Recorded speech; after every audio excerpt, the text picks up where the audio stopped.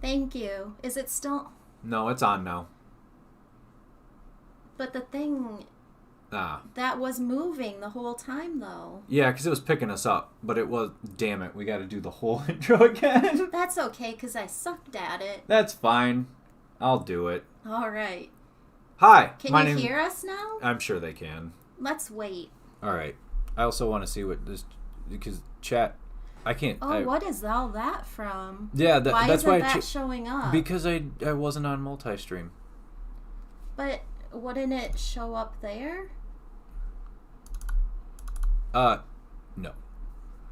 Hold on. We're just having all sorts of issues today. My lord. Let's okay. see. Jeez. I'm so sorry, everybody. We're having Take two. Yeah, seriously. Well, I'm glad no one heard that because I could not keep it together and that was a mess. Maybe we should... What is all that? Oh, no, that's just... Oh, did it just make fake? Yeah. I was like, what competition is that? Who is that? What? Okay. Let's... we'll do it live. Again. Is Hi. my hair okay? Your hair's fine. Welcome to Themes to Be Seen. I'm Matt Klaus. I'm Tara Caustic. Are you? Yes, I am. Okay. We are professionals on the internet who have a show. We're working on it. Yeah. I think it would actually be pretty funny to go back through and watch you pantomiming some of the stuff that you said. With no audio.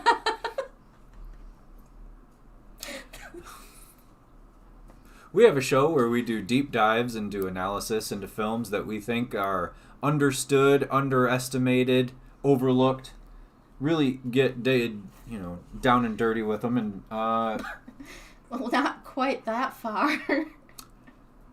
You're just gonna sabotage the set. Well, at least that was a better intro. In my intro that no one heard, I was like, we analyze movies and stuff. I am not good at intros.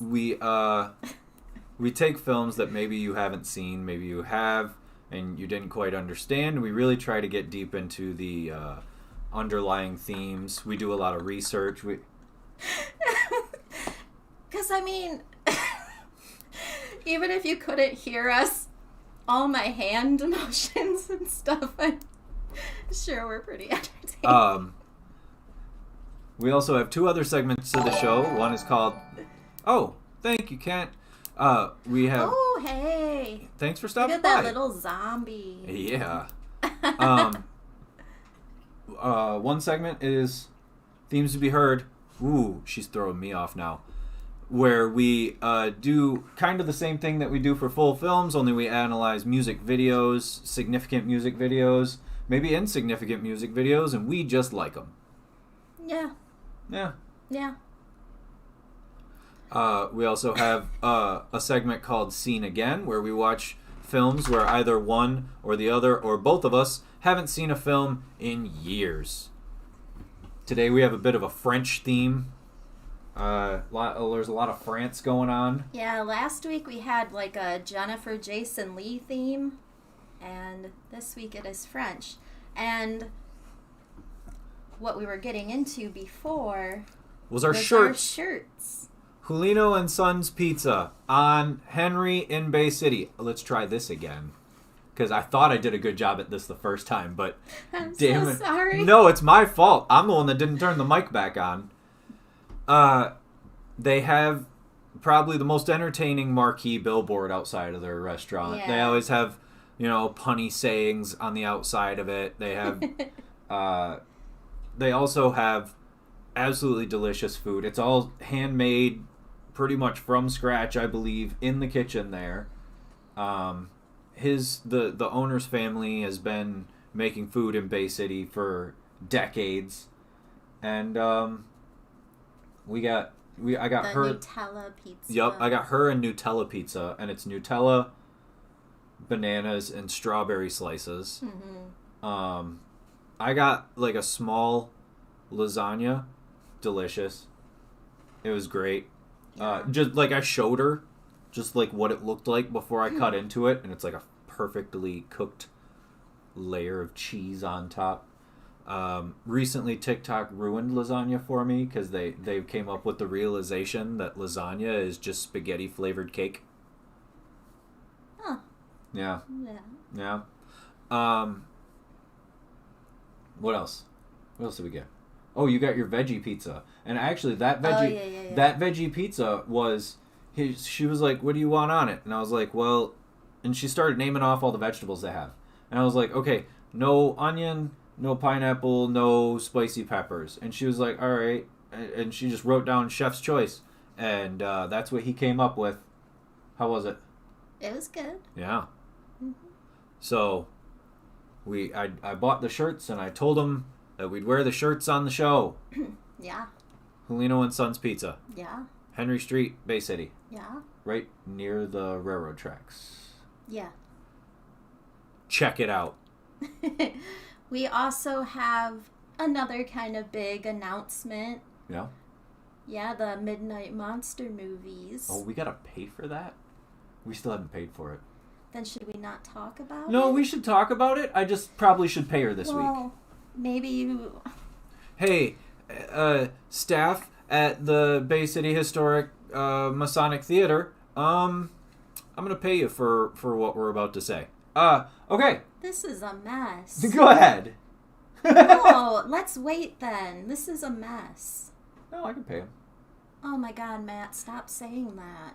Why? We are sponsoring a Midnight Monster movie at the Historic Masonic Theater in Bay City. Is it on Center? It's on Center, right? Yeah. Okay. We'll be hosting a showing of The Love Witch, which is an awesome movie. The first time I saw it was on Joe Bob, about a year ago now. Last Valentine's Day. Oh, it was last Valentine's Day. So we're right on the money with it. It's a beautiful film. It's pretty to look at movie. Yeah. So it's Saturday, February 19th. There's 2 showings. There's a 9 p.m. showing and a midnight showing, and the cost of admission is just $2. So come see us in person. Yay. And come see the beautiful film. Oh my God, this movie is so... Joe Bob described it as looking wet. He said it looks like wet paint, and it looks like... Yeah, it's like those pretty Technicolor kind of I like it palettes.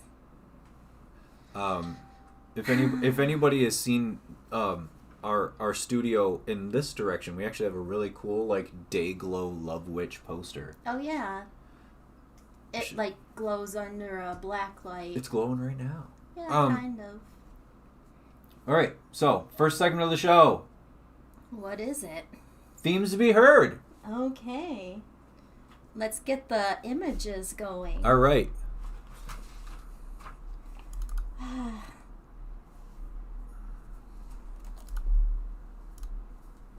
Dyson is just passed out behind us. Hopefully he doesn't do what he's been doing all day. Oh, he has. I can smell it. Thanks.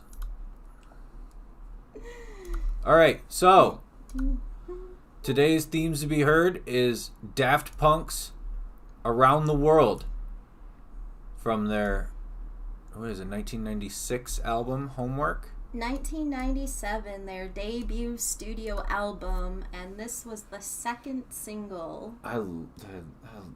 Okay, I've never really talked about how much I love Daft Punk on the show before, but well, you've never really had an opportunity. I haven't, but I adore Daft Punk. I feel like as musicians, they're underrated because their music usually has that electronic sound to it. I feel like... Yes. Well, they are a French electronic music duo. Well, they're called electronic music, but they actually played multiple instruments on all their albums. Guitar, bass, if they're not playing a drum machine, they're actually playing the drums. They play all of their own instruments, and it's awesome.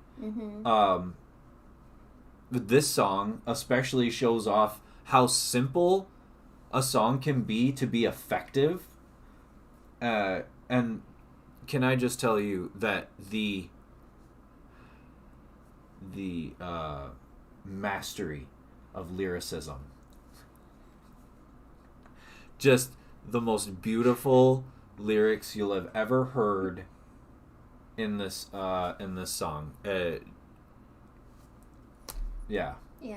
It's, I would like to talk about the mastery of the lyricism. Go right ahead. Just kidding.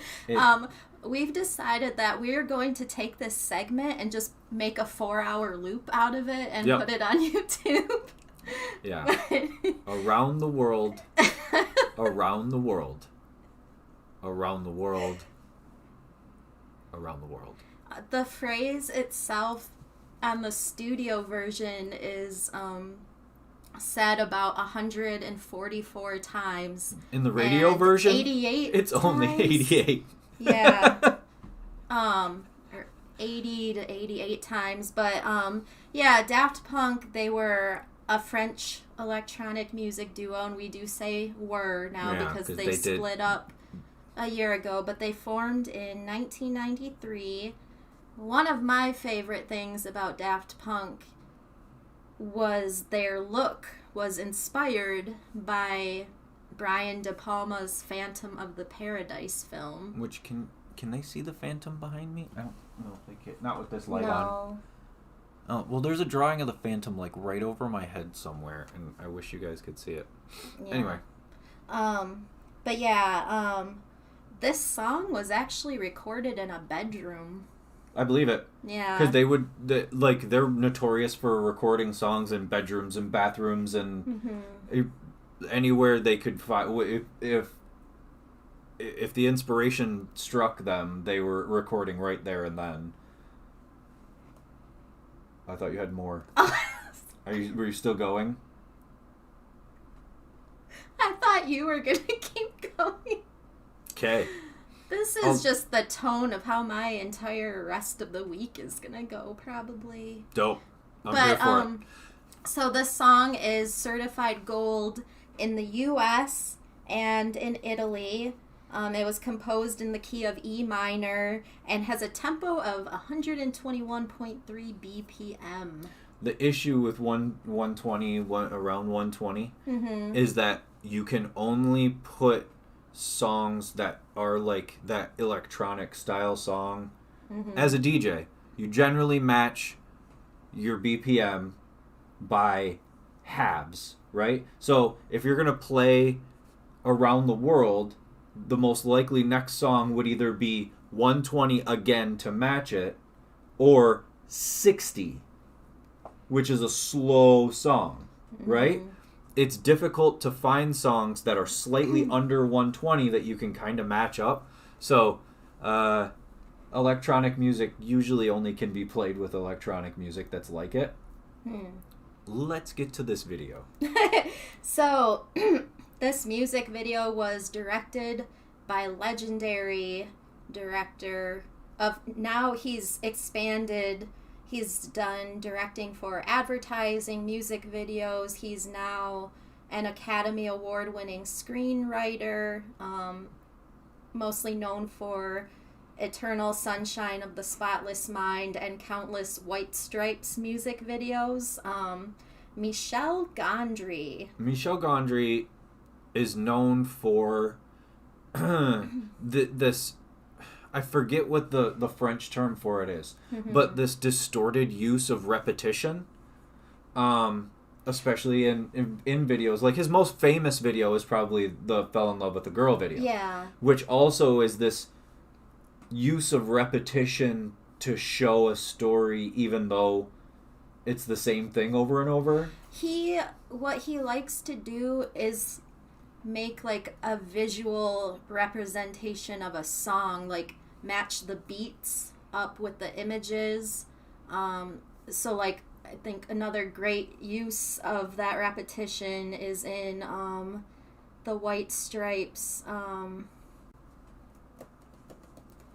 why can't I think of the song title? The Hardest Button to Button. Yeah. And he also did a Kylie Minogue video where she's basically just walking outside in a circle, and you continue to see her exiting out of this building, and there's this whole like story that's also unraveling in the repetition.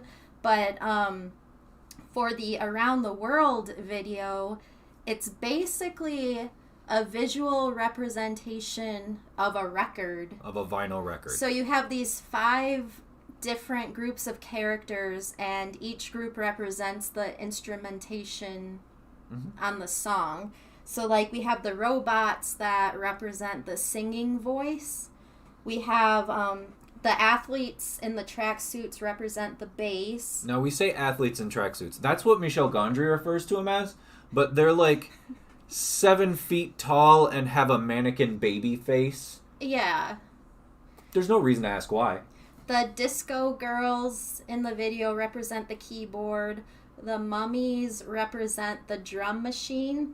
And then the skeletons represent the guitar. Mm-hmm. And this was his first time putting organized dance into one of his music videos. And he has such an extensive music videography from like Bjork, the White Stripes, Kylie Minogue, as we had mentioned. Well, when we say the White Stripes, we have to emphasize so many White Stripes videos. Yeah. Like 10. He worked with the Jack Chemical Brothers. Oh, he also worked with them. Oh, another use of repetition would be their Let Forever Be video, because the drum in that song is just so prominent. But yeah, what we see here is the movements given by the different groups of characters that we see represent how the music changes over the course of the song. And then from the top down, and it's all shot from approximately a 45-degree angle down. So when you look at it and they're all moving in the same direction, it's almost like you're watching a vinyl record spin. Yeah. And the video was choreographed by Blanca Lee. Blanca Lee has worked with Michel Gondry a few times, and she's also done extensive advertising and has also choreographed videos for Kanye West, Paul McCartney, Bjork, Blur, Goldfrapp. That's a deep cut.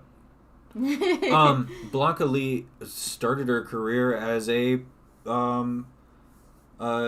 what's it called? A prima diva, the highest form of ballerina. Like a prima donna? No, that's a singer.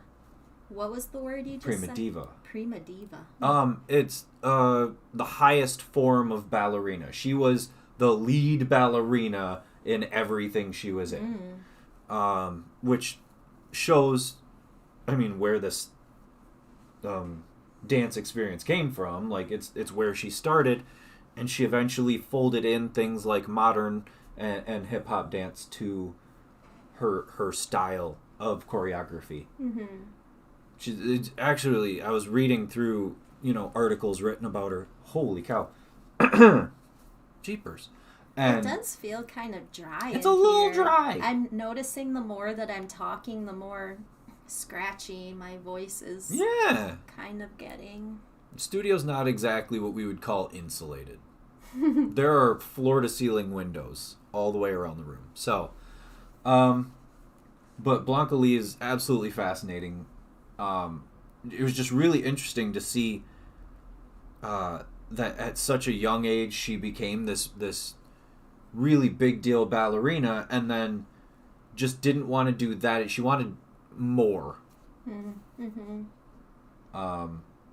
she really, and so we get the choreography in this, which seems simplistic in the beginning, but then once you get to the end of the video, you're wondering how, like, physically how dancers are kind of an amazing breed, because they can do these physical things in synchronization with large groups of people without being able to see Yeah. or even have any idea that the person next to them is doing the same thing. It's pretty amazing, and especially in this video when you have like the skeletons way up front, they obviously can't see anything anybody else is doing, and they are they're probably the coolest one to watch there at the end of the video during this big climax at the end of the video. Mm-hmm.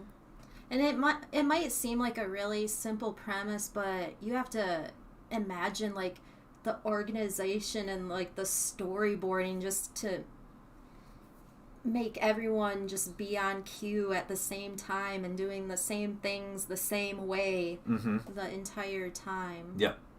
It's almost like a Broadway stage production of the song. Yeah. And it's I think that it is what we should call a significant video in the history of music videos, because nobody else at the time was really making videos for the sake of objective art. And this is one that I really feel like if it's looked at in any way outside of entertainment, it should be looked at as something that could be in a museum, you know? And it was like a family affair for Michel Gondry making this video. He had like his own relatives working behind the scenes on this, so that's pretty cool to It think is pretty about. cool. You'll probably all hear Michel Gondry's name again. There's a deep well to dig into there, so we're definitely gonna. He's probably gonna be a name that comes up in this segment multiple times. Daft Punk also.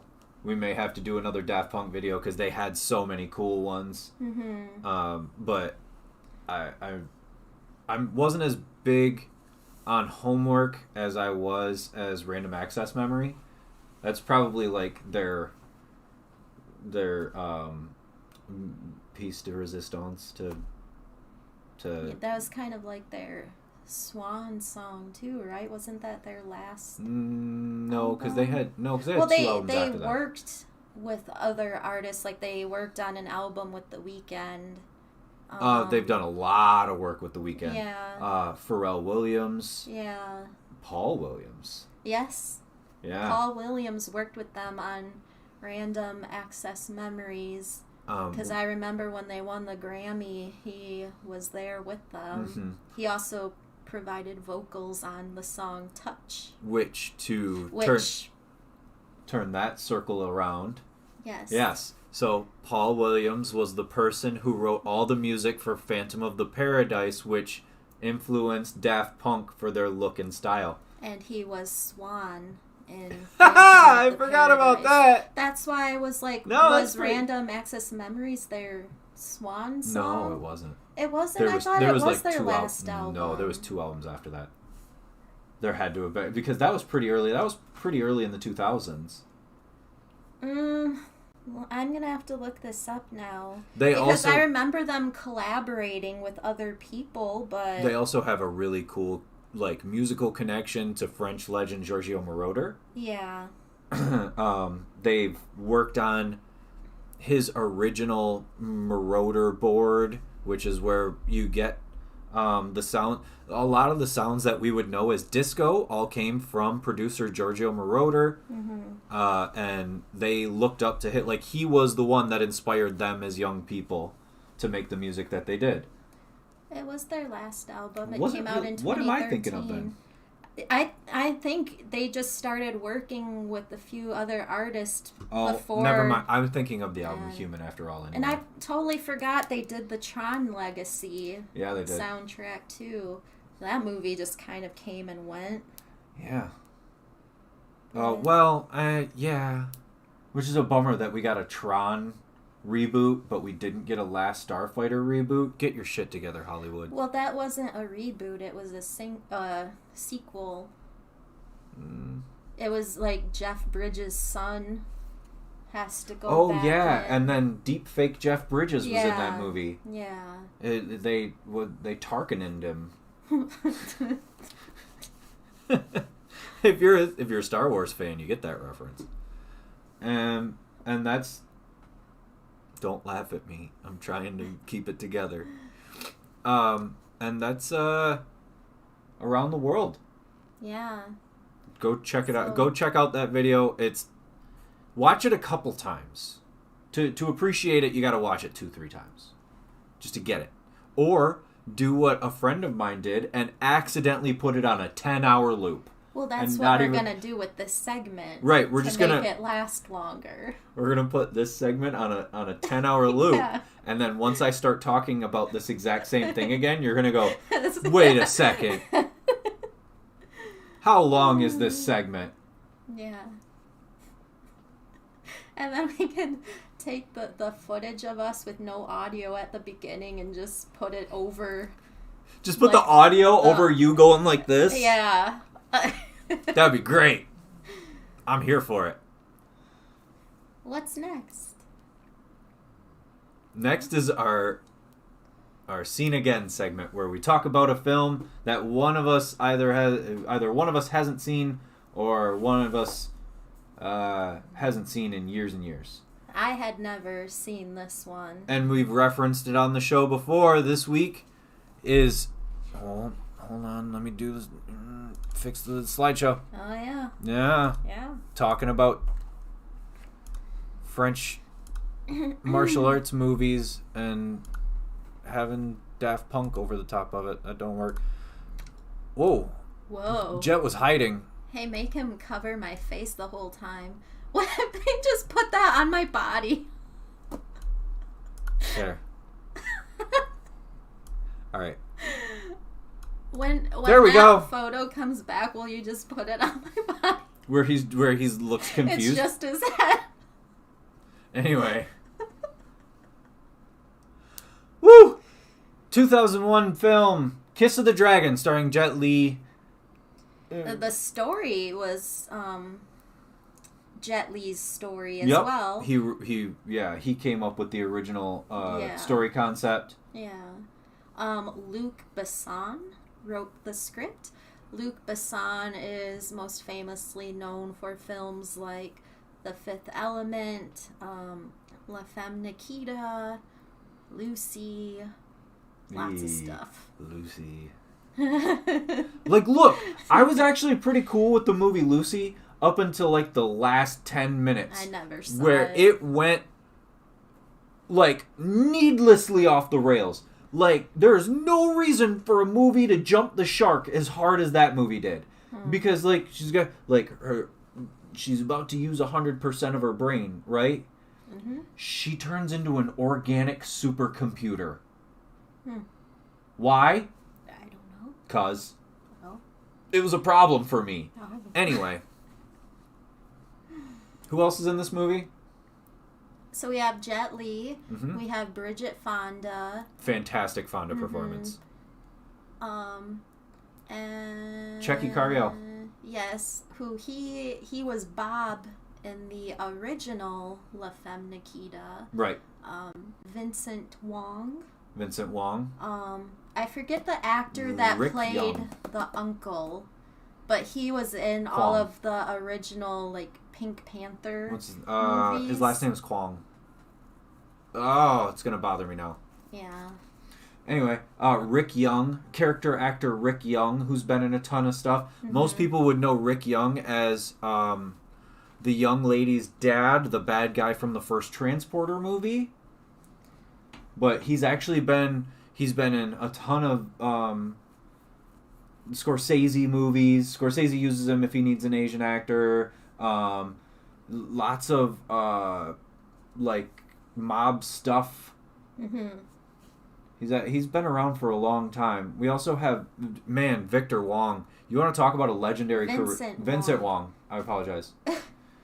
But Victor Wong was in John Carpenter movies. Yep. I knew where that was going. Vincent Wong has a 50-year career going back to, oh man, like he did like Golden Harvest movies, but I don't think he was ever like a martial artist. I feel like he was more of an actor's actor, because there was two things at the time. There was the opera and there was Golden Harvest movies. You know what I mean? But he's been around forever, and he's actually still pretty good in this movie, even though he has a pretty small part. But yeah, this was directed by Chris Nahan. He's a French director. He also directed Blood, the Last Vampire. I just looked. I got texts from both of these guys on my phone that we had no audio. Oh, thanks, guys. I'm sorry. I appreciate your help. The soundtrack. It's a very like hip hop electronic kind of soundtrack. It's all the Neptunes. Yeah, the music was done by Craig Armstrong. I think he was most well known for doing music for Moulin Rouge, but Bert Kwok is the gentleman's name. Yes. This was a pretty successful movie when it came out. It had a budget of $25 million, and the total box office revenue was $64.4 million. It was banned in China, though, because of the violent content, so Jet Li did speak out against the censorship. But also, like, there are some themes in this movie that are almost meant to be fought against. You have these hyper misogynistic characters, racists, corrupt police officers. Like, there's all these things that make you point at characters in this movie and just be like, bastard, bad guy, hate him, he can die anytime soon. And, like, everybody gets their just comeuppance, and it's kind of what makes the movie work. Yeah, so Jet Li came up with the story. There's that picture. Ah, you missed it. And he really wanted the action in the movie to be as realistic as possible, because at the time that this movie came out, films like The Matrix and Charlie's Angels were really popular, so a lot of like wire work, CGI and wire work, and he did not want to do that. So there's only 2 scenes in this entire movie that had CGI enhancement, and just 1 scene that had wire work, because he was like really adamant about it being as realistic as possible. When you think about it, seeing some of the things physically that he did in this film, knowing that there's no wire work, it would be amazing to see the behind the scenes. Like, it would be cool to see them shooting the scene, because you'd be able to physically see him do some of these things. Yeah. And this film was one of Bridget Fonda's last on-screen performances. She was in one other movie and then had one TV role after, but she was in a pretty horrific car accident in 2003, and she retired from acting. She was actually about 36, 37 when she made this movie, and I was reading an interview at the time. She was actually dating Dwight Yoakam at the time, and she was excited for this role because she heard Luc Besson and Jet Li were attached, and Luc Besson was so secretive with the script, I guess because like in French, like the French media, he was so used to being hounded, and so he initially only sent her a few pages of the script, and he was like, but hey, we've got Jet Li that's doing this, so that's what piqued her interest. Which also makes me wonder if she'd ever met Luc Besson before, because she starred in Point of No Return, which was the remake of La Femme Nikita. I mean, maybe he might have been like a producer and on that. Like, Point of No Return is almost shot for shot the same movie as La Femme Nikita. Yeah. Not quite as slick, not quite as stylish, but in a general sense, yeah. But the interview I was reading was pretty interesting, because she said she felt really connected to the character of Jessica, because she too was fighting with a daily depression, and because in the movie she has a daughter, the interviewer was like, oh, do you ever see yourself getting married or having kids? And she was like, not really, like I've come close to getting married a few times, I can't really, like I wouldn't count it out, but I don't really see it happening for me, same with being a mom. And then just a few years, like 2 years after this, I'm trying to think of when she met Danny Elfman. She might have met him in like 2003, the same year as her accident, and they ended up having a son like in 2005. But it's interesting that at that time she didn't really see that life for herself, and then not long after this, that's where her life took her, and she's since retired, and she lives a pretty private life now. Yeah, she is a member of a very famous acting family, the Fondas. Her aunt is Jane Fonda, her dad was Peter Fonda, and her uncle was who was the main Fonda? What? The main Fonda? I can't remember. I always thought Jane's brother. I always thought the main Fonda was Peter. Then what was that Peter Fonda? What was her dad's name? I don't know why you're asking me. That's your work. Oh my goodness. Encyclopedia. I can't believe Henry Fonda. Henry Fonda was her yes. Was her grandfather. Mm-hmm. That's the main Fonda. That's the first Fonda. Yeah, so then Jane and Peter were siblings, and oh goodness. So we get right off this movie starts fast. Mm-hmm. Like you're in and you're going. Jet Li plays a Chinese police officer sent to France to oversee an investigation over a heroin dealer. Mm-hmm. A corrupt French police inspector sets him up, played by Checky Cryo. Cryo. I'm saying that right. Sets him up for the murder of said drug dealer, which he had double-blinded the murder. So he hired a prostitute to murder him, and then had planned to go in and kill the prostitute also. But it all goes wrong when Jet Li's character interrupts and throws it all into a tailspin, and then we literally get like a bullet storm all over Paris of this corrupt police inspector trying to hunt down Jet Li's character. Then we have Bridget Fonda's character, who is one of the prostitutes who was in the room, but she didn't really want to be there. So there's two ways for this to be proven: her and the cassette tape the videotape that wasn't turned off fast enough.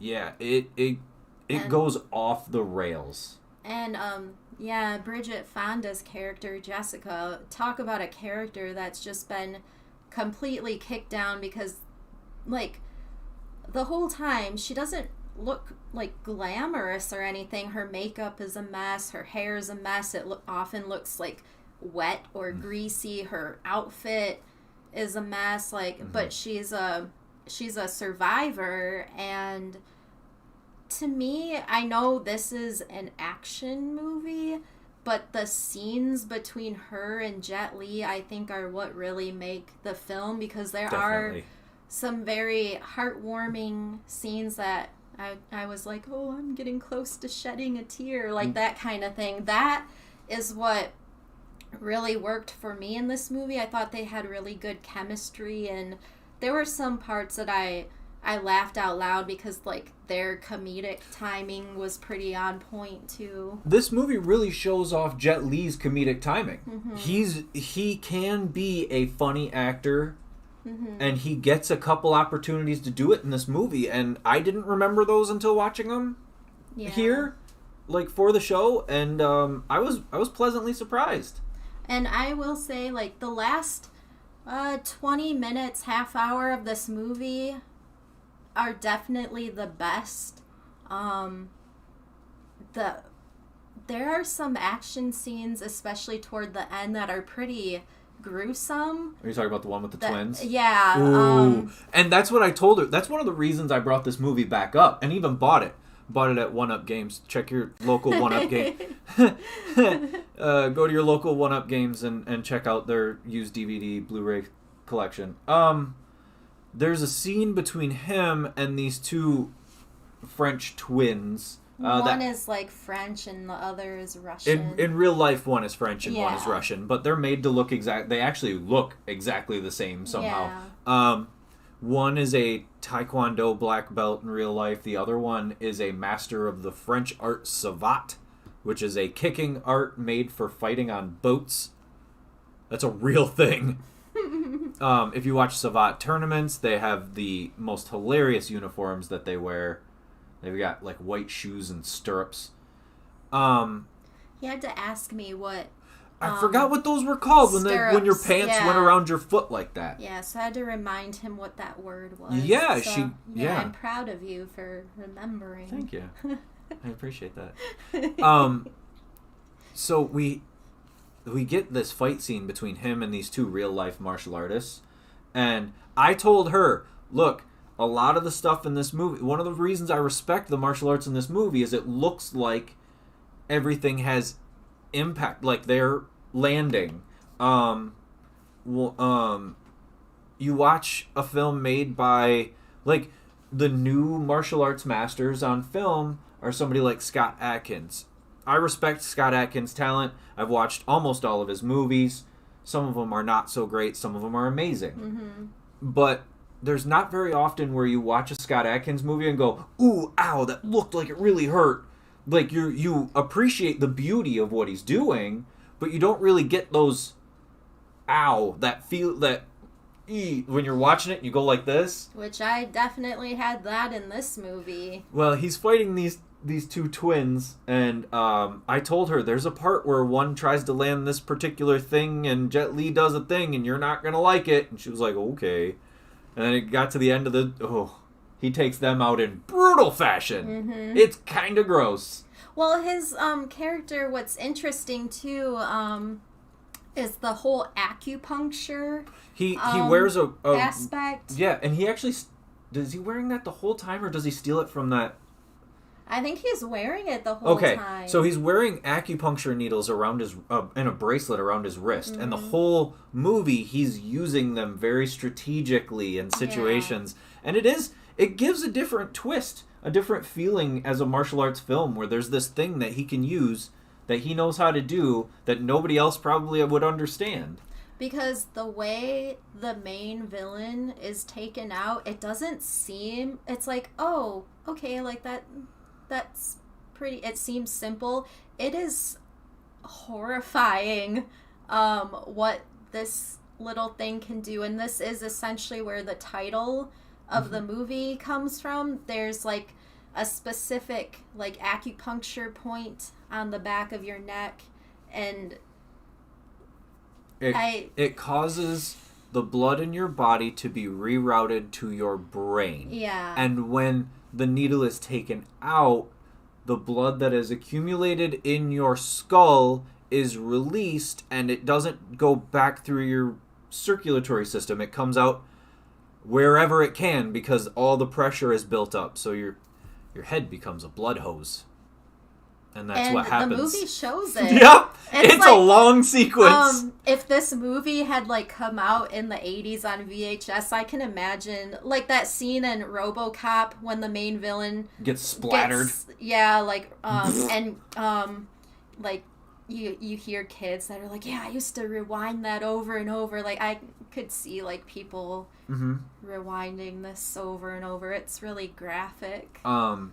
Another cool thing that I wanted to point out about this movie that I don't feel like a lot of people would grasp unless they were as into the history of martial arts films as me is that it references multiple Bruce Lee movies. We get shots, fight scenes that reference The Big Boss, or Fist of Fury. We get scenes that reference Game of Death. We get he actually verbally does a couple of things that you go, that kind of sounded like Bruce. And then the idea that he is from China, goes to France, and his base is a restaurant, it's kind of an obvious nod to Return of the Dragon, or Way of the Dragon for some people. There's two names for the film, and neither of them's right, but neither of them's wrong either. Hey, Nick, you still have my Bruce Lee collection? Oh, yeah, that's you right. should watch those. What else? Were you thinking anything else about the film? Not really, because I didn't want to get... I feel like we did give a lot away, but I still, like, in retrospect, because this season we also talked about the Replacement Killers, I think I still would consider the Replacement Killers the superior movie, yes. But there are things about this movie that work really well, too, and I think maybe they could be a fun double feature. Oh, I feel like it would be a perfect double feature. Yeah. The Replacement Killers is definitely the better movie. Yeah. You should probably check those out. And then I'll bring this over and you can go, oh yeah. Because, like, I mean, they're both, like, stylish in ways. This movie, there wasn't really anything, like, groundbreaking about it. What really surprised me was just the brutality, especially with it. Like, I haven't seen all of Jet Li's movies, but I'm used to seeing him in movies like Hero and... we have actually a majority of Jet Li's movies here. She just hasn't watched them. Yeah. There's Fist of Legend. I know Hero's down there. I know we have the one somewhere... because we bought a whole Jet Li collection, I believe. Like, I'm trying to remember Romeo Must Die. I don't remember if that was really, like, as brutal as this one. No, because that's one of the MTV opera things. It was an MTV production, so I doubt that it would be as... I don't remember it being as violent. I remember it being more about the style of the film. Yeah.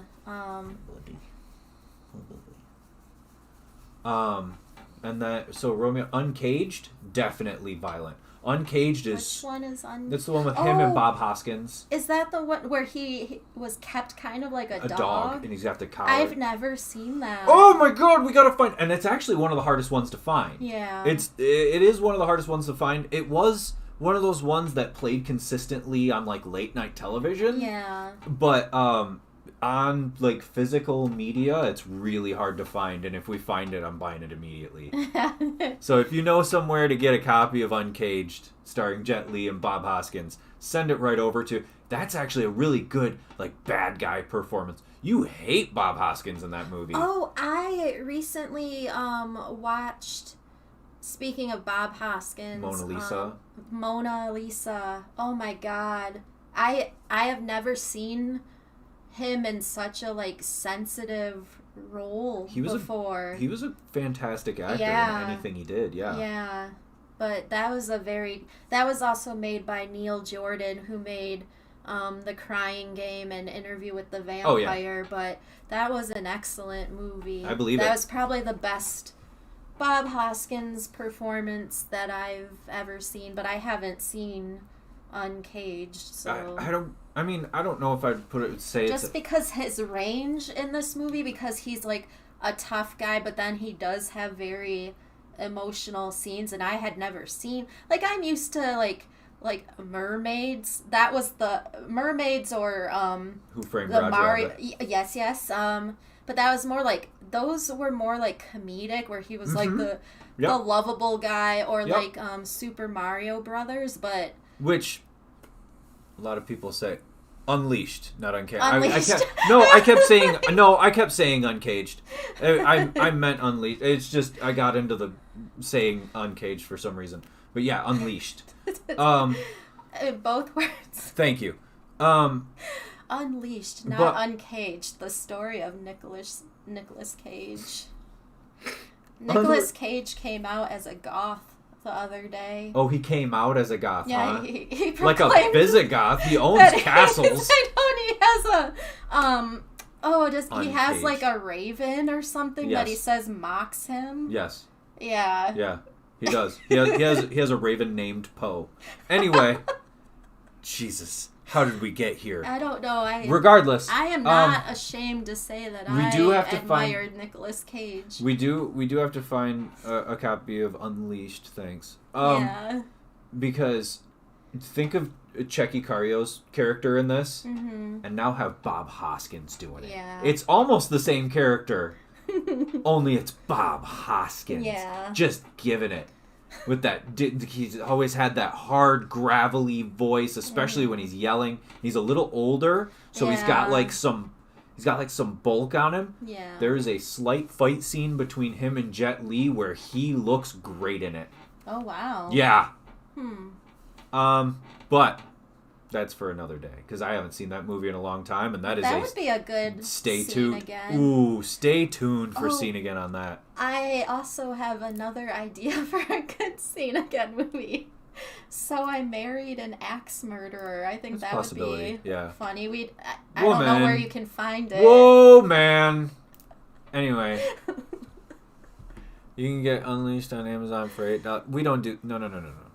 Okay, so yeah. Like the DVD or to rent it. Right. See, That's probably... I would want to find it at that's one I want to find organically at like a resale store. I feel like we would be able to. You know, it's one of those ones. Remember when we went? Oh, what movie was it that we went into the movie store and I was like, "We're gonna find it today," and it was like 5 minutes in. I was like, "I can't believe it!" Because I do feel like it was a pretty popular movie when it came out, and well, it was one of those movies that was a bigger deal. Like everybody that saw it in theaters loved it, but it was a much bigger deal after it came out on like home video. I know my mom used to have it on DVD, but I think I was Unleashed? Yeah, that's crazy. When it came out, my mom loved Jet Li, but what? Yeah, but I think it was one of those movies where it's like, oh, I'll watch that like another time, and I always just took it for granted, and I never got around to watching it. There's the big guy that takes off his shirt and stuff in the restaurant in this. He's also a guy that gets beat up in that movie too. Oh, okay. Like I feel like he's a frequent collaborator of Jet. You know, like a lot of martial artists use the same guys in their movies because they trust them. Yeah. Like Jackie Chan and his buddy that did all their movies together, like that. Yeah. And that's Kiss of the Dragon from 2001. Yeah. Better than I remember, actually. I thought it was going to be worse. Still held up. Like, I was still wincing at some of those scenes. Oh, man. Some of the fight scenes are rough. Which, again, this is another movie where guns are everywhere. Jet Li never uses one.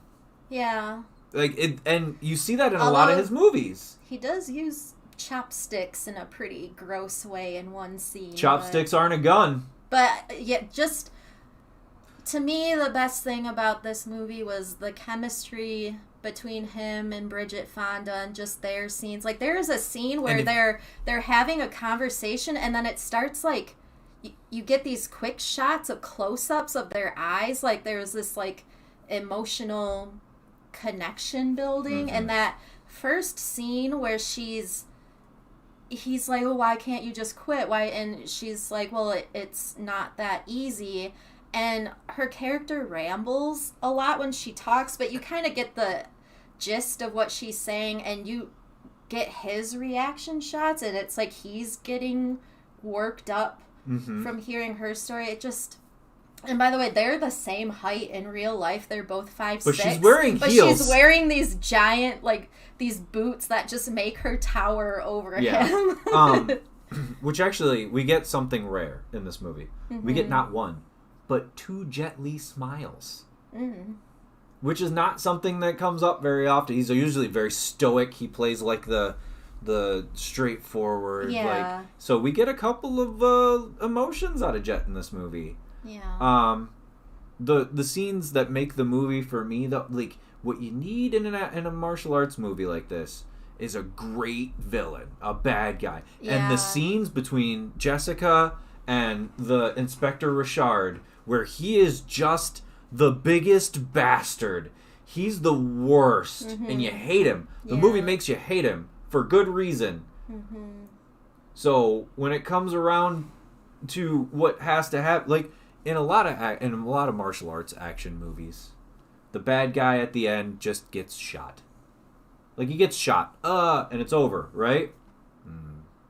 Or you get like the annoying scenes where the villain goes into like a monologue and explains their whole intentions. And this movie, it's just like Jet Li's like, I'm gonna take you out really quickly, and he pretty much does. And he's like, there's actually a couple points where he is purposefully not saying his intention, and that's what furthers the plot. Like, Officer Richard lying is what lets you know what's actually going on. So it's the opposite of the bad guy monologue. It is Kiss of the Dragon. Yeah, you're catching us right at the end of us talking about Kiss of the Dragon. If you want to catch up with this segment, just watch this week when it gets dropped as its own segment on YouTube. So we're gonna have this segment, and then we're gonna have our 4-hour loop of our Daft Punk Around the World segment. Before you got here, we did Daft Punk's Around the World in our Themes to Be Heard segment, and we're going to put a 4-hour loop of just that. So dumb. What an evening this has been. Oh, man. You missed earlier when Tara was practicing her mime skills because we had no audio. We had no audio, and we had no idea. Well, first of all, we started like 12 minutes late because Matt did a special episode last Monday, and he made a separate Twitch screen for his Zoom call for this special episode, and he hid the camera hid the camera and the microphone. Yeah, on our main live scene screen, and we couldn't figure out. Nobody could see us. Nobody could hear us. It was all my fault. We figured out the webcam, and so we got going, and then we found out we had, like, 10 minutes later, we had no audio. Right. All right. So, the meat and potatoes. The main show. Themes. Just the potatoes for me. To be seen. The Beyond Meat and Potatoes. The potatoes. I said Beyond Meat. Well, just potatoes for me. Okay. Southpaw. This is our 4th segment. We probably have 3 more to go. I think we can... Yeah, there's like 45 minutes left. But here's the we need to insert Paul Rubens' death scene in Buffy the Vampire Slayer at this part. Heart, stomach. Heart, stomach. This is what we do. We're supposed to do this. Yes. Like the Benny Hill theme. Oh man. My hair's not working right. Nothing's going right. We're doing the best that we can. This is what happens when you do it live. Ooh.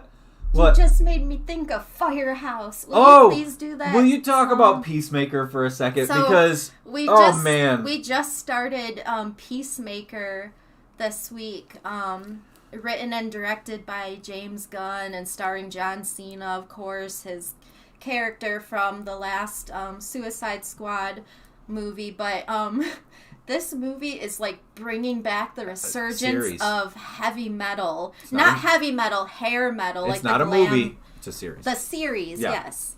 But yeah, so in each episode, like, he plays like hair metal, like a hair metal record. Yep. Like, he has Cinderella. He has. There's a whole episode based around Hanoi Rocks. Yes. In one episode, he had the Firehouse record, and Matt can do an impression of Herbert from Family Guy. And it's not an impression. It's a voice match. Impressions are only saying things they've said before. He does this thing where Herbert sings "Don't Treat Me Bad" by Firehouse. I did it once, and ever since I did it, she's like, do it again. It's the funniest thing ever. And now you gotta do it. No, I don't. Yes. I feel no pressure to do that. Please. I feel like if I did that, you would completely clip that out of context and put it on TikTok.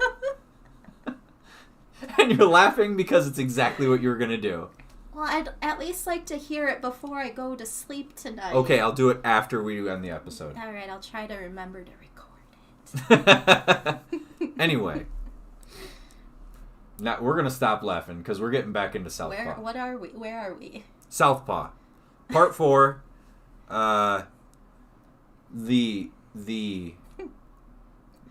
This episode would probably be the realization of Billy Hope. Billy Hope starting to get it.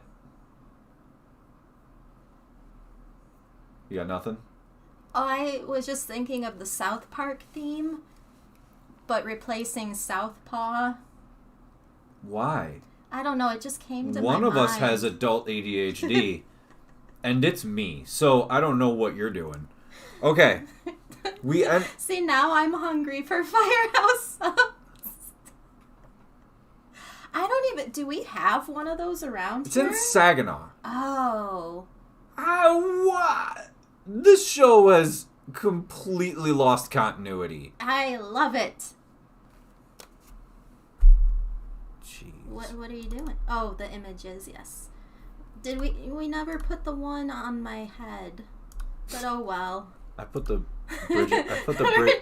Trying to put a Jet Li picture in place of my head on the stream. I put the Bridget Fonda one on your head where she's like this. Oh, yeah. Anyway. Southpaw, Part 4. We ended our last episode with John dropping off Billy at Will's gym. Mm-hmm. We ended right as he opened the door to the gym. And this is the point where even though Billy isn't turned around yet, this is the part where he starts to learn. And there's a couple really significant moments. The reason I only got 15 minutes done tonight. I am nothing if not a bona fide continuity destroyer. Thanks for finding all the holes in our show. Appreciate that.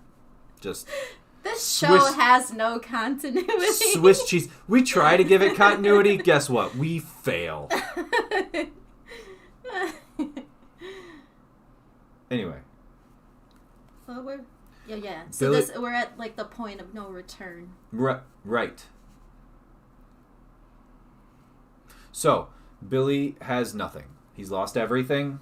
And the last friend he has, John, has dropped him off at the gym. We see the sign that says Will's Gym. Mm-hmm. He walks into the gym, and I gotta let you know, the first time I saw this scene of him walking into the gym and the camera panning, showing the whole gym, I can smell that shot. What does it smell like? It smells like old, weathered leather and sweat. And I've smelled that smell a million times, and it actually is like a very comforting smell for me. Is there like ever a smell of coffee by any chance? Like, do they make coffee in the gym? No. Why would they? Coffee sounds so good right now. Why would they make coffee in a boxing gym? I don't know. I don't know how these things work. That's why you're here to enlighten us. Perhaps someone would, have this question, and I'm here to ask these questions. Well, in all seriousness, coffee is a diuretic. Mm-hmm. So if you were to drink coffee and then get punched in the body, you would shit yourself. See, this is something that I never would have thought of. Well, but now we know. The more you know. Anyway, I did want to point out that this scene, this shot, this particular, the way the camera pans across this, and you see these kids, and everybody's doing something different. There's kids jump ropes. He's actually, okay, so Forrest Whitaker's character here, his name is Tick Wills. That's a very trainer name. For some reason, trainers all have Customado, Teddy Atlas. They all have these very, and these are real trainers' names. I don't know where they made this name up. It sounds like a real trainer. We see him holding pads for a young man in the ring. The song playing here, Notorious Thugs by Bone Thugs and Harmony and Notorious B.I.G. One of the greatest songs of all time. And I don't think anybody would argue me on that, because it's one of the songs that like he recorded before he passed away, and then it came out posthumously. Oh. As soon as Billy walks in, he gets a lot of attention. There's a lot of, hey, that's Billy Hope going on. He kind of just sits in the corner. He's watching what's going on, and we meet the character Hoppy, which Wills says to Hoppy, all right, go do ropes again. And Hoppy goes, man, I already did that shit. And like, with the trainerist face ever, he goes, what'd you just say to me? And it's a very like, I'm sorry, what? And so he instead of raising his voice, and this is where parts of this movie, because even in the Rocky movies, you see his trainer in the Rocky movies, he gets all excited and he starts yelling and real trainers, I mean, that's over the top. That's theatrical. It's a movie. Mm-hmm. Real trainers, if you like, no, I'm not gonna. What are you talking? No, I already did that. Okay, give me 50. No, now it's 100, and you just get this very calm but intense, because they don't have time. They don't have the time for that. Especially head trainers. Especially if his name is on the wall of the gym, he doesn't have time to argue with you. Mm-hmm. But also, we have to remember that he's working with young kids. And in working with, especially teaching a martial art like traditional boxing, Queensberry rules, it instills this understanding of who you are as a person and how to carry yourself. Mm-hmm. So if somebody like your trainer thinks, okay, what you need to work on right now is ropes, and you disagree with them, but they know better, you have to understand, in a month, if he'd have just gone and done it in a month, that kid would have gone, oh man, he was right, I needed to do ropes a lot more. It's kind of the point of a head trainer, you know? There's this like passion under Forrest Whitaker's voice that's like perfect. Mm-hmm. One of the assistant trainers comes in and he points out that Billy's there, and instead of like walking by and saying, you know, here, come into my office or anything, he just walks past Billy and sits down in his office.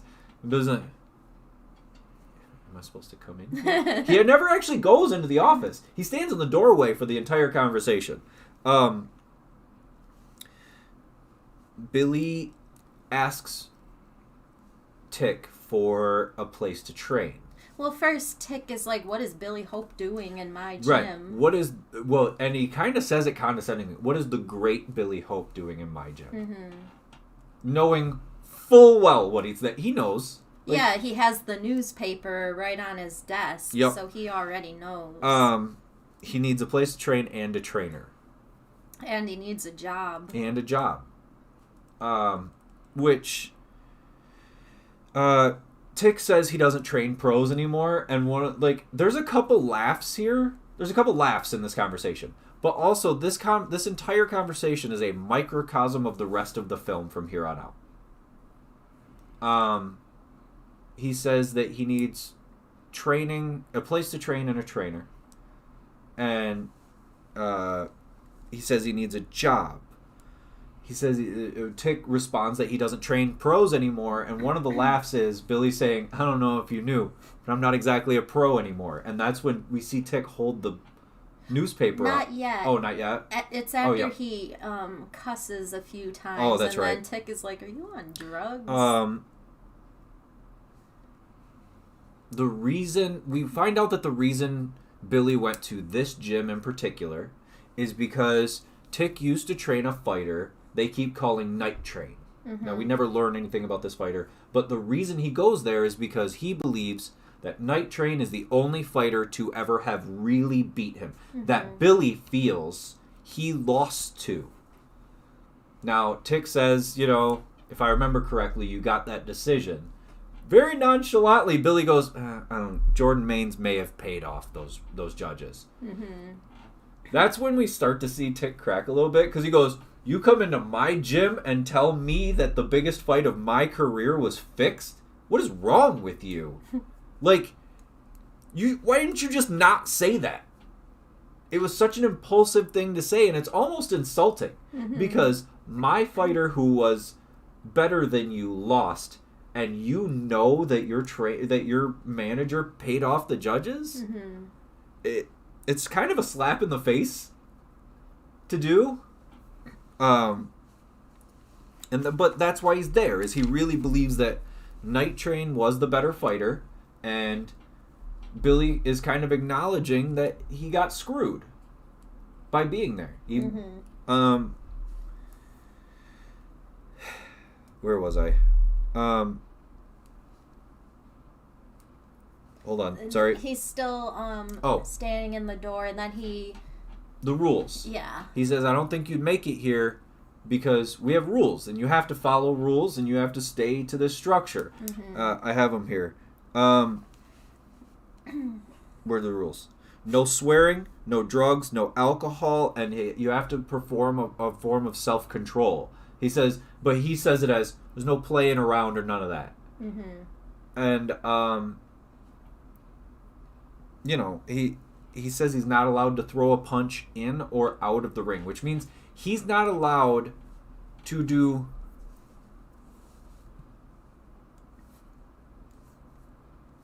Okay, I wish I had more to contribute about Southpaw. I haven't seen it since taking my dad to it at the theater and felt like a decently put together but kind of so-so drama.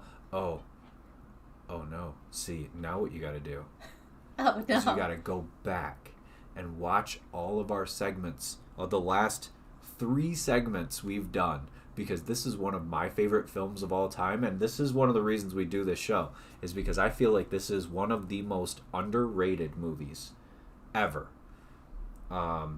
It really do hold a lot of appreciation for the realism and respect of the sport of boxing that this film has, and the realism that boxers themselves are handled with in this film. Boxers live on this tightrope. Real life boxers, professional fighters, mixed martial artists live on this tightrope where the last time you see them on television might be the next time you see them at the grocery store.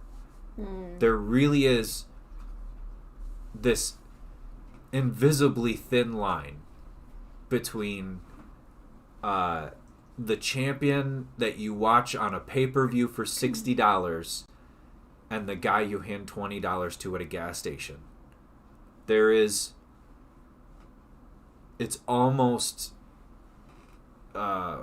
you almost will never know that line is there. And this movie handles that as correctly as any other film has. The Rocky movies don't really handle it right, because even after Rocky isn't a boxer anymore, somehow they have this nice house and he still keeps his things, and he just opens his own gym. That's not how it works. That's not it. This film handles the pieces as realistically as any other film ever has, and it handles because at that height, everything, once you get to the point that Billy Hope in this film is at, becomes so heightened. Everything becomes so life or death, and it really does feel that way. There's nothing that you do or don't do that doesn't feel like you could lose everything. And like from the people you keep around you to how you handle yourself in public to how you fight your next fight. There are fighters who have the greatest records ever. There are some fighters in the history of fighting that have the greatest, like, just amazing records, ran through legends, but they'll never be considered great because of the way they fought. And even I'm guilty of that. There's a fighter that for years didn't lose, beat legends, destroyed people, kinda. Mm-hmm. And his name was John Fitch. But the problem is, once John Fitch started fighting, you knew he was going to win, but you knew you didn't want to watch it because it was boring. So John Fitch, at a certain point, even though he was one of the most respected fighters by fighters, even those fighters didn't watch him because you knew what he was going to do and you knew how he was going to do it. This film handles that so correctly. When we get to the training element of the boxing, probably in our next segment, I am going to go very deep into what each one means and how it works, because no other film has used them the way this one has. Anyway, sorry about my little tangent. I really feel like you should go back, watch our segments so far, and then watch this one again, and give the film a rewatch. You should probably give it a second chance. I really do believe that. So he's still... Oh, he gives him the rules. He says he doesn't think that he can follow the rules. No drinking, no drugs, no swearing, and he says no playing around. He's not allowed to throw a punch in or out of the ring without permission, and I actually wanted to talk about that, because that's a big deal in real life. It's called learning to walk. One of the things you'll see from fighters going from one gym to another gym is they're actually not allowed to train boxing, quote unquote, until the trainer has had the ability to work with them into the way that trainer makes a fighter, or what that trainer believes they should be as a fighter. Now, when you go from one to another one, he's going to see something in you that the other one may not have seen. So he's going to tell you you're not allowed to punch, you're not allowed to box until I have a vision for you as a fighter. And as we know, Ellie, the trainer at the beginning of this film, really had no vision. We saw it in the corner of the first fight that we watch. All he's saying is, why are you playing around? Go out there and end it. You're better than him. He's not really giving him any cornerly advice, really. Like on how to do it, right, like the actual way to go about winning. Like some kind of technique. Something. Yeah. Something that they worked on together. And you can tell that Ellie was kind of just there for the money, because Jordan was there. Because it was just platitudes. There was no game plan. Let Billy be Billy is not what a trainer does. And a trainer like Tick, who is a good trainer, is going to say, look, you're not allowed to box until I know how to go about making you the type of boxer I believe you can be. I've practiced learning to walk in which, as a virtue of life, I practice learning to walk in everything. One tiny piece at a time. And once you get the little pieces, you can put them together and they make bigger pieces. And that's how I've looked at everything, and I believe that's something I myself have learned from the martial arts. Here's the little exchange that makes up the rest of the film in a microcosm. So Billy says, I believe he says fuck. And and Tick goes, didn't I tell you not to swear? And he's like, shit, yeah. You said, not shit. I mean, not shit. And so Billy swears, Tick corrects him. Billy apologizes, but the look on his face says, I knew what I was doing was wrong. Sorry, I didn't mean to do that. I just don't know how to do it any differently.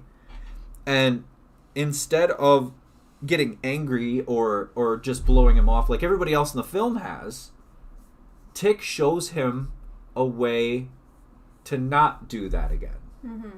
And it's all in these like 4 or 5 sentences. But it is how the rest of the film plays out. Billy screws up. Tick shows him that he screwed up. Billy sees what he did, and then Tick helps him correct it. And that's what needs to happen for the rest of the movie. Yeah, because also in this exchange, Billy says that he needs a job, and so when Tick tells him what the job would be, because his previous Nightman at the gym had a stroke, and Billy still has this ego, and he's like, you mean you want me to clean your toilets? I'm supposed to clean up after these kids, all these other kids in here. Is that what I look like to you? Yeah. And the thing is, yeah. Yeah. That's when he holds up the paper and told me that you need a job. Which is funny because it's about the same part where Tick goes, "Are you on something right now?" Oh yeah, that's right. Whoa, I can absolutely see digging Southpaw and seeing all that you did in it. I did enjoy it more than Creed 2, which passed up on the opportunity to really delve into the story of Drago's son. Yup. Yeah. And playing the story up, but of being the son instead of having Apollo's son just do essentially. Yes. There is a theatrical way that all the Rocky movies work, and they usually work the same way. Because Creed 2, I felt like with that one, people were probably more excited to see Drago come back, and then the very quick Brigitte Nielsen cameo. I was more excited to see more about Drago's son also. Yeah, but I feel like that the fanfare probably did end up like.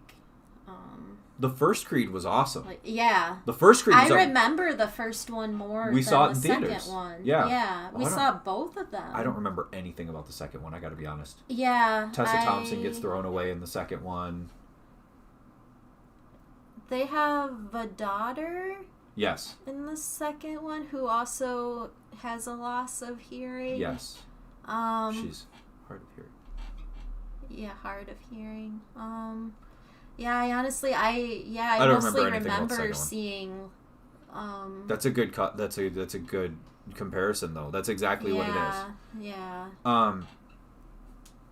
The second one was not as good. The first one was cool because we had a cool fighter, like that he was fighting against that we kind of hadn't seen in a Rocky movie before. He was that guy, just like a lot like Billy Hope, in the sense that we knew that the fighter that he was fighting in the first movie was already going to jail. Yeah. He had nothing to lose. Yeah. And it's also where the first time I heard UK drill music, and I've been like listening to it ever since.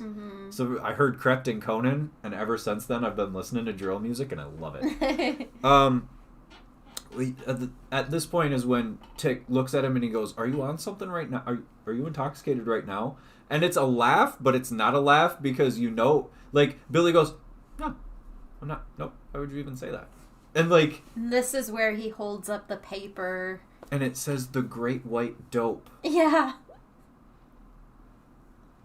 So the first time we did a segment on Southpaw, I explained the whole name, The Great White Hope. So if you missed that, go back because we're running on time here.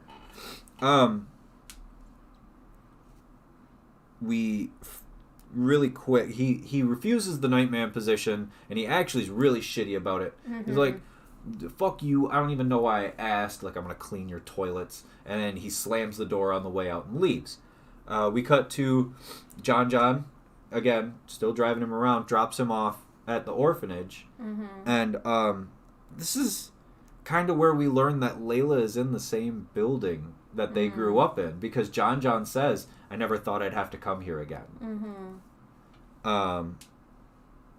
he gets his entrance interview by his case manager, Angela, who actually becomes a super cool character eventually. Played by Naomi Harris, Mm-hmm. who was originally supposed to be played by Lupita Nyong'o. Really? Mm-hmm. Oh, that's awesome. Yeah. Different movie. Mm-hmm. Naomi Harris, she was in 28 Days Later, Moonlight.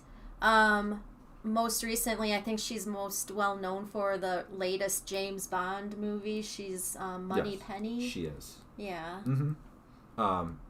There was a whole thing about her character shooting James at one point. I think that was in Skyfall.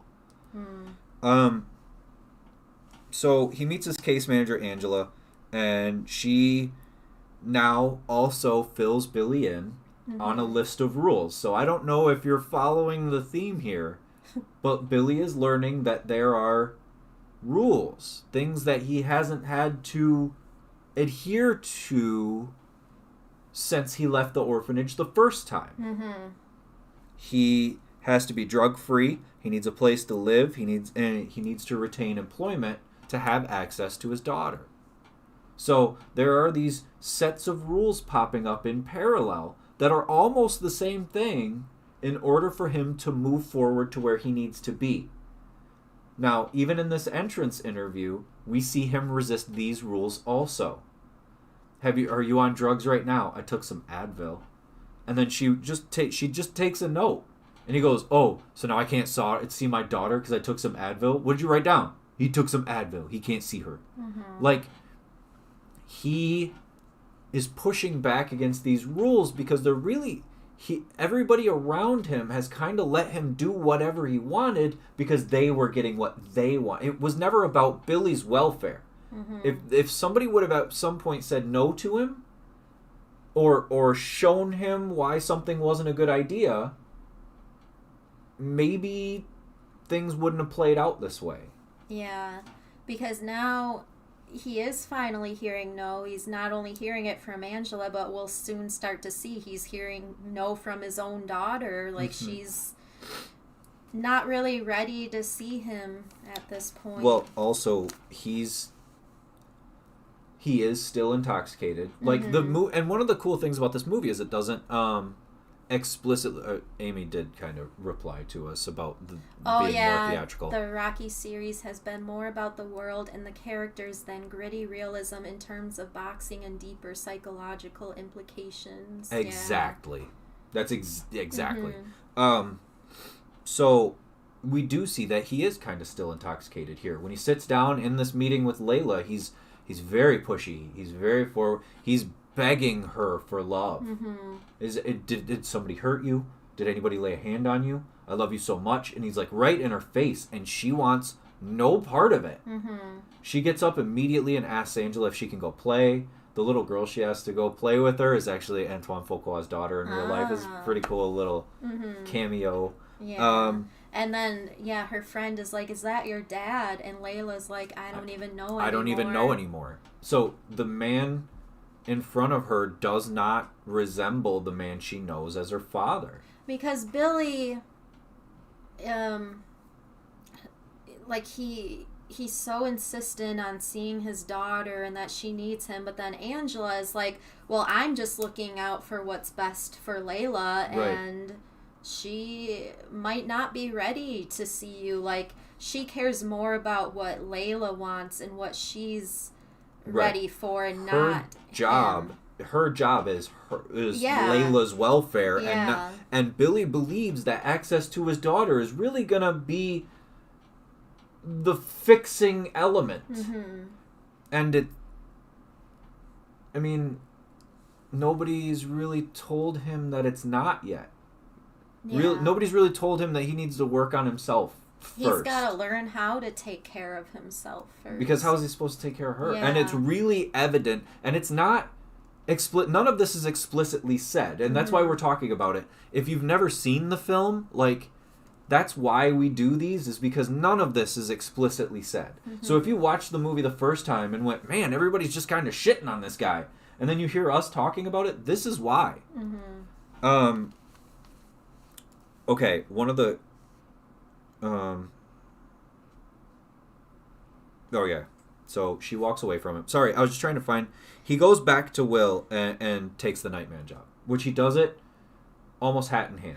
Because he's initially lying to Angela. He's telling her he already has the job lined up, and Angela's like, okay, what's your boss's name? How much are you getting paid? And he's like, oh, we haven't really talked about that yet. And she's like, oh, so you haven't started yet? And he's like, well, you asked me if I've secured a job. But he's trying to, like, cut corners in this interview. Instead of doing the work. Yeah.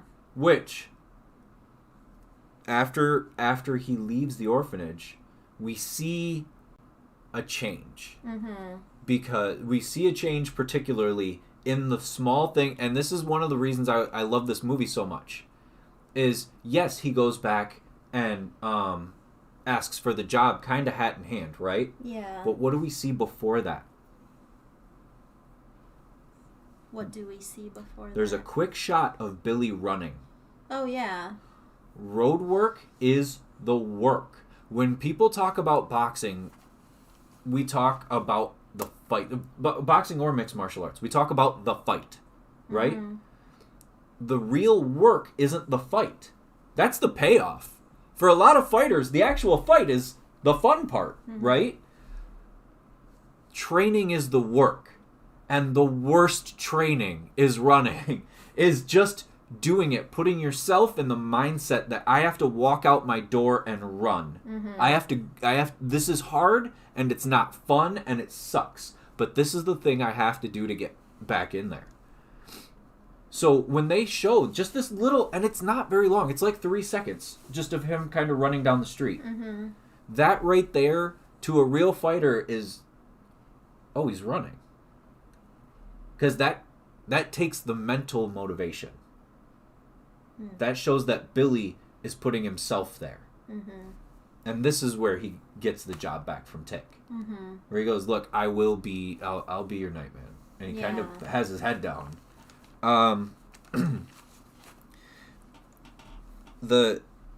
In the scene where we see him start to clean the gym, we see him organizing ropes and moving chairs around, and kind of the score here is heartbreaking. Like we said, this was James Horner's last score, and it really affects me, especially in scenes like this, because in order to do this, he has turned the ego off. He's cleaning this gym just like he would have back when he talks about being a 10-year-old getting his first gloves.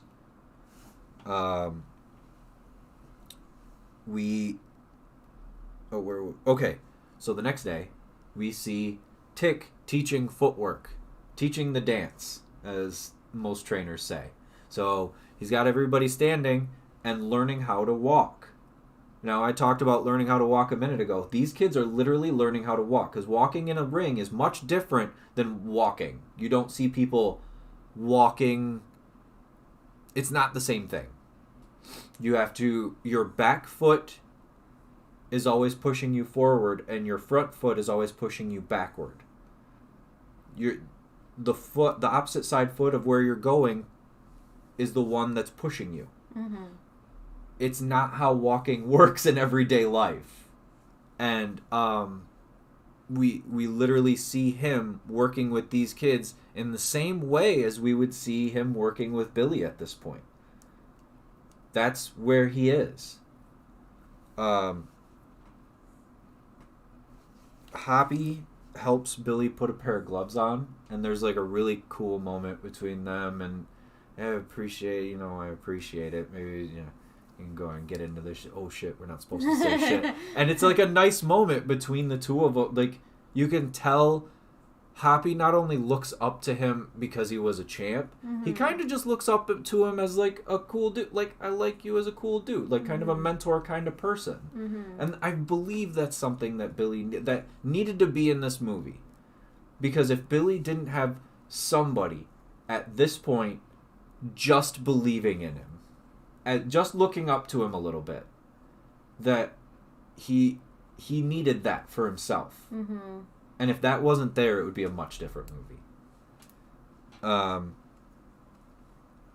we can see. Yep. Billy, after this moment, goes back to see Layla, and she's refusing to see him. She's not ready to see him. She doesn't want to see him that day. Mm-hmm. Which, to Billy's credit, and much to the change that we've seen so far, he doesn't react. Mm-hmm. He doesn't have these explosions that we've seen in the hallway about the Torre fight, or there's actually one coming up here pretty soon. We zoom out from a TV at this point, and we see that Miguel Escobar has beaten Torre for the title. Mm-hmm. So Miguel Escobar now holds the belt that was Billy's. Yeah. And not only did he beat him, he wrecked him. A 4th round knockout is a insane thing to do, especially in boxing. Mm-hmm. You've watched more mixed martial arts than Queensberry boxing. Usually in mixed martial arts, knockouts happen in the 1st round. Usually in boxing, knockouts happen 7th, 8th, 9th round. You don't see early knockouts in boxing very often. So 4th round knockout, it only took him less than 15 minutes. That's significant.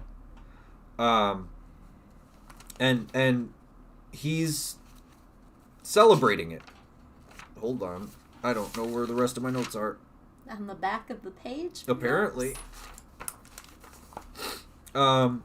So when it zooms out, we see Will, who earlier, when Billy is sitting asking about the job, he asks him if he can buy him a beer. Mm-hmm. And he says, I don't drink. Mm-hmm. When we zoom out from this TV, we see Tick sitting at a bar with a glass of bourbon. Yeah. And Billy finds him and he goes, I thought you didn't drink. And he's like, I don't have to tell you everything. Why would I tell you if I He's know? like, drinking is a solitary sport. He keeps saying drinking's a solitary sport. This is for me. This isn't there's no spectators. Billy, also to his credit, just gets water. Mm-hmm. He sits next to him, and what Billy's trying to do here is build a rapport. Mm-hmm. And Tick knows why building a rapport in this situation probably isn't going to happen, but he ends up doing what he knows is going to happen anyway. So, he asks Billy, all right, you want to talk? Let's talk. What plans have you made? What are you going to do with all this, with this trainer and all this training that you need? Mm-hmm. And Billy's like, what do you mean plans? I don't need plans. I'm gonna win my belt back and get my daughter back. And he goes, yeah, but then you're just gonna end up right back here. What is gonna prevent you from ending up right back where we're sitting right now? And he's like, what are you saying? He's like, well, what got you to this point? And he says, well, some scumbag killed my wife and they took my kid away. And he goes, what did you do? Mm-hmm. And Billy's like, what did I do? What do you mean? What? And he's avoiding the reality of the questions that Tick is asking. Yeah. What role did you play that led you to this moment right now? And if you can't acknowledge those, you're never going to escape this. Yeah, like you're not listening. You're showing that you're not hearing the question. You're not really listening. Right, and we especially see that he's not listening or hearing the question when he throws another one of these fits. And he throws a chair, and we see him just huff across the street, and Tick apologizes to the bartender. You know, he kind of minds his own business, but Billy walks right back in. And like we've seen on every other time he's blown up, he instantly apologizes because he knows it's not right. Yeah, and he immediately takes money to the bartenders, and they're like, we don't want your money. Right. It's not about money. Yeah. And even Tick says, nobody wants your money. That's not... Stop that. Mm-hmm. And it is him... It's not so much about him saying you can't get out of it with the money. It's that you can't make these people forget what they just saw with this money you're trying to throw at them. Yeah. And he picks the stool back up and everything, and then he sits back down. He sits down, and this is where he tells the truth. He doesn't believe in himself because he feels like his daughter doesn't want to see him anymore because he knows he broke her heart. Mm-hmm. And Tick, in a very trainerly fashion, explains, look, You got to do what you got to do and let her do what she has to do. And eventually those two things are going to come together, but you can't make it happen. Yeah, he's basically like, well, if she hates you right now, you have to let her hate you right now. You have to work on yourself, and maybe that'll change that later. But you can't make her not feel that way. And then now I say in a very trainerly way, because trainers don't always articulate well. And Forrest Whitaker articulates this just well enough to where you understand what he's saying, but he didn't say it as well as we just said it. So I feel like a lot of people would have got caught up, a lot of people watching this film, like in theaters, would have kind of got caught up in the way he said it and not understanding completely what he means. But he's a boxing trainer. They're not, they know the right way to handle life and your situation in and out of a ring. They don't always say it well. And then this is where Billy really opens up. He says he hasn't really thought of any plans because it was his wife that would schedule everything for him. Not only schedule, she was the one with the vision. Yeah. She was the one that saw the next step. And he doesn't know how to do that for himself. He's never been able to. And, so Tick understands. And next morning, we cut back to the gym. Now, one of my favorite noises ever, and we hear it before he walks in, is Billy just kind of chilling on this speed bag. And you hear it before he walks in. There's no other sound. Like, there's other people in the gym, but no, this it's is empty. I thought there was, like, at least one or two other people. No, it's just him. And because we see when Tick is coming in, we see it kind of focuses on the hours of the gym. Opens 7 a.m., closes 8 p.m. So we're looking at about 6:45 in the morning. Yeah. The very next morning. Yeah. And all you can hear is this speed bag, which is Billy doing the work. Speed bag is not fun. It's actually really difficult, and for most people just beginning, it's frustrating. Because you think, when you hear the name speed bag, you think it involves how fast your hands can go. But it's not your hands, it's your eyes. When you see, like, the greatest things you'll ever see, just go on YouTube and look up old guy doing speed bag. You see these 90-year-old guys just going insane on speed bags. And it's not about how fast your hands can move. It's about how fast you recognize where the bag is moving. So you can do it by moving very slowly. You just have to understand how the bag's moving. And when you Sorry, don't laugh at me, damn it. I'm not laughing, I'm smiling. Because I don't know what to do. when he opens the door, we see that the entire gym is spotless. It's immaculate. Everything is organized. Everything is where it goes. The ropes on the ring look whiter.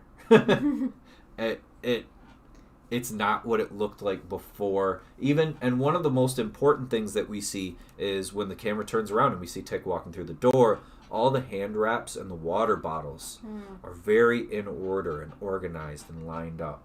And you had mentioned something with the wraps. You notice, like, the more...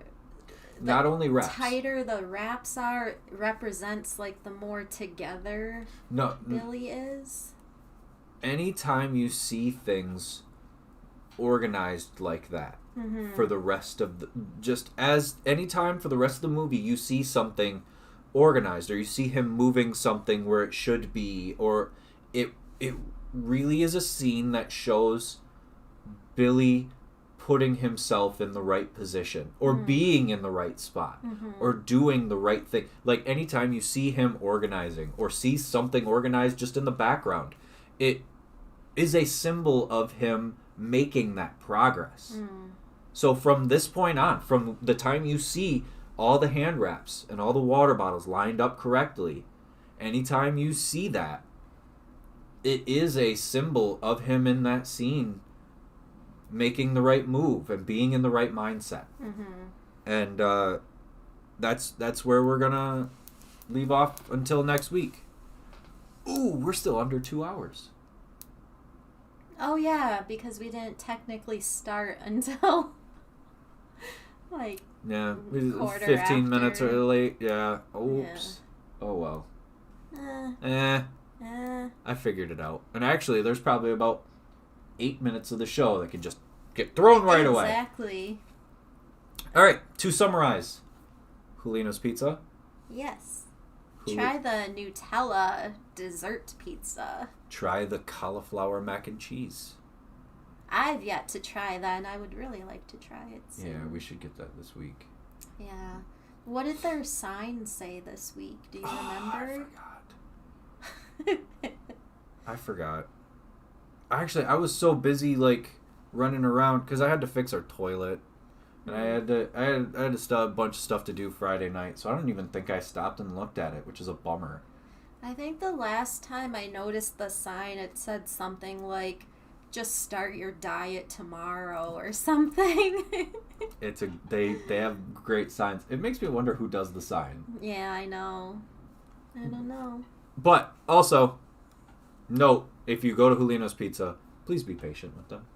Yeah. They are slammed all the time. It's a family business. There's probably 5 or 6 people that work there total. And it's not a big restaurant physically. So, be patient. Be kind. Be nice. Your order will get in, and I promise it'll be delicious. Just give them a minute. They make everything from scratch. You'll enjoy it. I promise. Just give it a minute. And I'm not saying they're slow. I'm saying a lot of people eat there. And there's only so many people. So, be nice to them. Friends of the show. Yeah. Anything else you want to address? Have we watched anything? Have you seen anything worthwhile?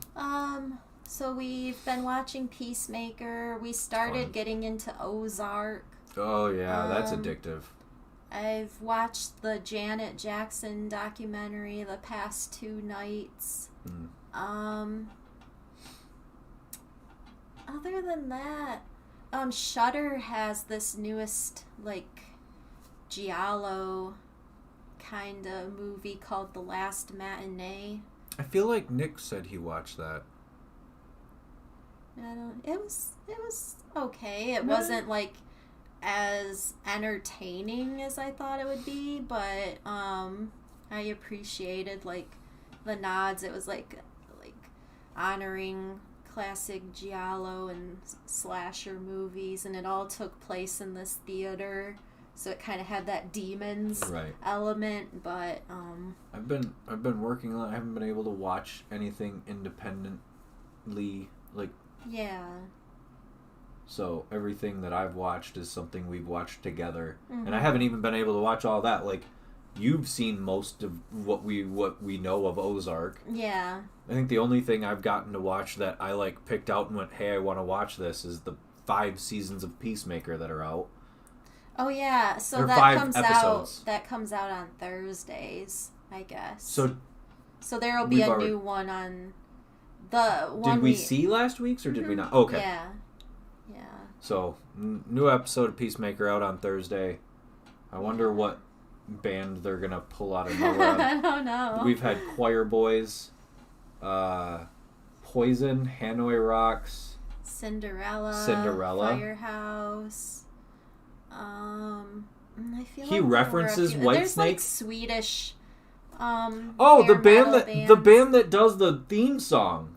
Yeah. Do you want to taste it? It's such a funny. Okay, this is the only show that I will every time watch the intro to the show. Yeah. Because it's this hilarious choreographed dance that not a whole lot of it. It's not like a big dance number. It's almost like meant to be funny. Mm-hmm. And it's to a Swedish hair metal song called Do You Want to Taste It? But it's just... This band, they were, like, dropped from their label, I think, just a few days before this premiered. And now it's just blown up, and they've got, like, a new manager now, and they have, like, all these new... like opportunities, so that's pretty all because cool. James Gunn listens yeah, to they're everything. like, if we ever meet James Gunn, we're just gonna bow down to him. John Cena is, I mean, he surprised me in Suicide Squad, and he's actually surprised me multiple times in this, because he has gone far above and beyond what I ever thought he would do. Because after watching the Suicide Squad, I remember when we first started watching it, and I was like, okay, after events that took place in the movie, why are we supposed to care about this guy? Why are we supposed to like him? But they've done a good job at, like, what is the word that humanizing? Oh, that's not quite the word. I mean, yeah, it could be said that way, but, kind of like what they've done to Negan on The Walking Dead. I have no idea what you're talking about. Everyone, like, absolutely hated him at one point, but now everybody, like, loves him. Oh, yeah? Anybody that loves him now is stupid. I mean, I don't know what they've been doing. Don't with forget the show. he killed Glenn. Like, he murdered Glenn. Like, anybody now who's like, oh, I like Negan. Yeah, but he murdered Glenn. I mean, we technically could be saying the same thing about Peacemaker too, if you think about it, but they've kind of redemption, like they've given him that which redemption. Also we get Robert Patrick playing a bad guy again, and he plays such a good bad guy in this. The guy that plays Vigilante is pretty funny. Didn't you say he's like Seth Meyers' brother? Is that true? I feel like it is. Hold on, I'm going to have to Google this. That may have been misinformation I saw on TikTok, but whatever. Let's see. We will find the answer and give it on this episode if my phone would load. Oh, why? Oh, Google doesn't have it cast? Like, Google doesn't have the cast list? Just... His last name is Stroma. Oh, okay. Where did you hear that someone said he was related to Seth on Meyers? TikTok. Oh, they were wrong. He's British. Is he? Yes. Oh. Anyway, best character on the show. Regardless, he's the best character on the show. Yeah.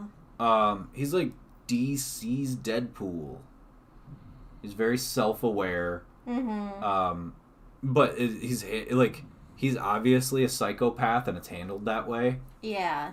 Like, everybody's like, just humor him, because... Steve Agee.